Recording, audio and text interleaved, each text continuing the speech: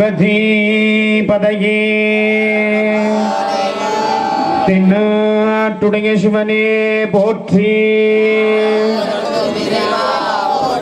அண்ணாமலையும் அண்ணா போற்றி.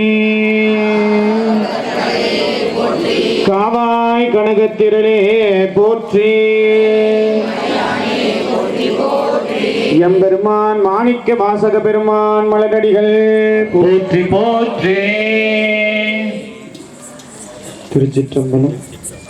திருவாசகத்திலிருந்து 23வது பதிகம் செத்திலா 10 திருப்பெரும் துறையில் அருளியது. எம்பெருமான் திருக்கரங்களால் எழுதப்பட்டு மாணிக்க வாசக பெருமானால் ஓதப்பட்ட 23வது பதிகம் செத்திலா 10. பொய்யனேன் அகம் நெக புகுந்த முதூரும் புதுமல கலங்கினை அடி பிரிந்தும் கையனேன் இன்னும் செத்திலே நந்தோ விழித்திருந்து உள்ள கருத்தினை இழந்தே ஐயனே அரசு அரும்பெரும் கடலே அத்தனே அயல்மார் அறிய ஒன்றா செய்ய மேனியனே செய்வகை அறியேன் திருப்பெரும் துறை மேவிய சிவனே சிவனே சிவனே சிவனே சிவனே. பொய்யனே அகம் நெகு புகுந்த அமது ஊரு. இந்த கீழ்மையானவன் நானோ போய் என் நெஞ்சம் போய் என் அன்பும் போய். இறைவனே உன் மீது நான் கொண்ட அன்பு வைத்திருக்கிறேன் சொல்வதெல்லாம் போய். நானும் போய் என்னுடைய நெஞ்சமும் போய். இப்படி பொய் பிடித்து திரிந்து கொண்டிருக்கக்கூடிய என்னை என் அகத்தில் புகுந்து அமுது ஊறுமாறு உன்னுடைய ஆத்ம இன்பத்தை வாரி நீ தந்தாள். உன்னுடைய கழல் இரண்டையும் திருவடியை என் சிரத்திலே வைத்து எனக்கு கருணையாக வாரி வழங்கினாய். அது எனக்கு கிடைத்த பொழுது கூட விழித்திருந்து உள்ள கருத்தினை இழந்தேன். இப்பேற்பட்ட நிகழ்வு இந்த பிரபஞ்சத்தில் நடந்து கொண்டிருக்கிறதே. வந்திருப்பவன் யார்? எப்பேற்பட்டவன்? அவன் குருவாக வந்து எனக்கு முப்பெரும் தீட்சையையும் கொடுத்திருக்கிறான். அதை உணராமலேயே மரக்கட்டையை போல நின்று கொண்டிருக்கிறேனே. என் உள்ளம் கசிய வேண்டாமா? எனக்கு கண்ணீர் வர வேண்டாமா? அவன் திருவடியை கெட்டியாக பிடித்துக் கொள்ள வேண்டாமா? அவன் எங்கே அழைத்தாலும் கண்மூடித்தனமாக அவனோடு நான் சென்றிருக்க வேண்டாமா? அவையெல்லாம் விழித்திருந்து உள்ள கருத்தினை இழந்தேன். ஐயனே அரசே அருட்பெரும் கடலே,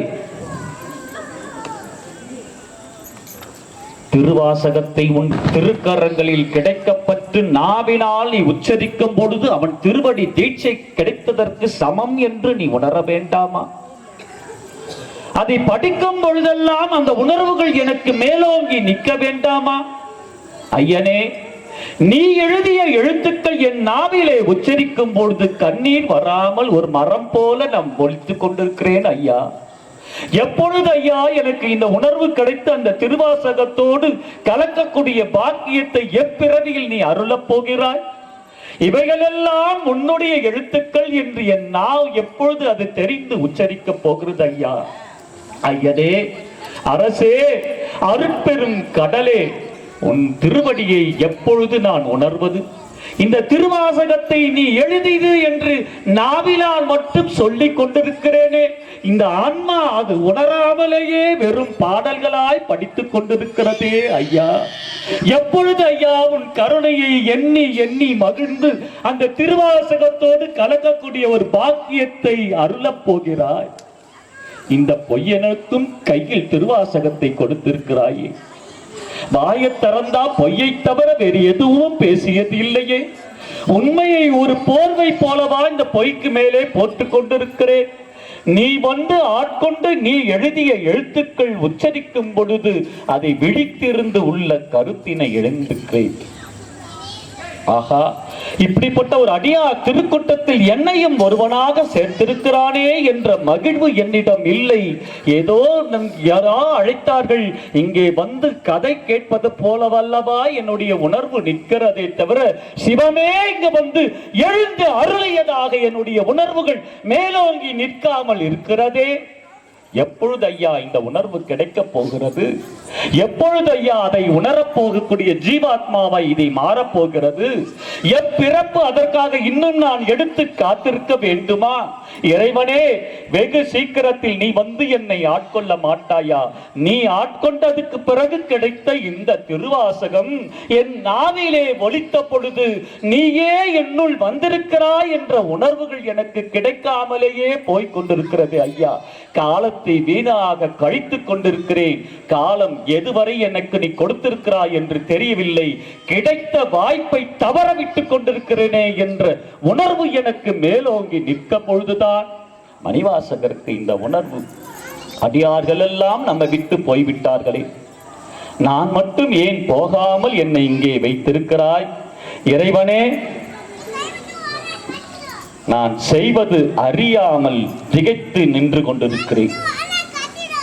திருவாசக முற்றோதலே நீங்கள் போய் கலந்து கொண்டு 51 பதிகங்களும் முடிந்த பிறகு அவரவர்கள் எழுந்து அந்த இல்லத்திலே திருவாசகத்தோடு நீங்கள் எடுத்து நீங்கள் இல்லத்திலே நடந்து போகும் பொழுது யாருக்காவது ஒரு உணர்வு, ஐயோ இன்று காலை வரை சிவம் என்னை அழைத்து உட்கார வைத்து அவன் எழுதிய எழுத்துக்கள் எல்லாம் என்னை சொல்ல வைத்து 658 பாடல்களையும் அவன் சொல்ல வைத்திருக்கிறானே, மீண்டும் அதையெல்லாம் முடித்து உலக பயணத்திற்கு நான் மேற்கொள்ள தயாராகி விட்டேனே, இந்த நாள் முழுக்க சிவா அனுபவத்தோடவே இருந்து விட்டேனே, அதை பிரிய நேரிட்டதே.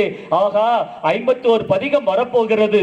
ஆகா, செம்மை நலம் அறியாத சிதறரோடு திரிவேனை மும்மை நலம் அறியாத முதல் வந்தான் நம்மையும் ஒரு பொருளாக்கி நாசிபிகை ஏற்றி வைத்து அம்மை எனக்கு அருளிவார் ஆற்பெறுவார் அச்சோவே என்ற அந்த பாடல் முடிவிலே நாம் முடித்துவிட்டு மீண்டும் உலக வாழ்க்கையில் ஈடுபட போகிறோமே என்ற உணர்வு மேலோங்கி யாருக்காவது அந்த கண்ணீர் மல்கி இருக்கிறதா?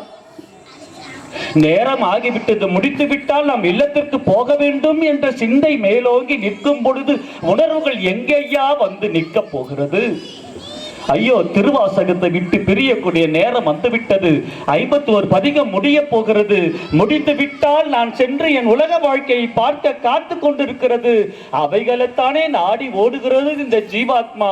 இந்த இறை அனுபவத்தை பிரிந்துக போகிறனே என்ற அந்த உணர்வுகள் மேலோங்கி நிற்காமல் வெறும் முற்றோதலிலே பாடல்களாக ஓதிவிட்டு நாம் பிரிந்து செல்கின்றோமே. அதைத்தான் இங்க மணிவாசக பெருந்தகை மிக அற்புதமாக அந்த முதல் பாடலிலே எடுத்து உரைத்தார்கள் என்று என்னுடைய சிந்தையிலே மணிவாசக பெருமான் அருளியது இரண்டாவது பாடல்.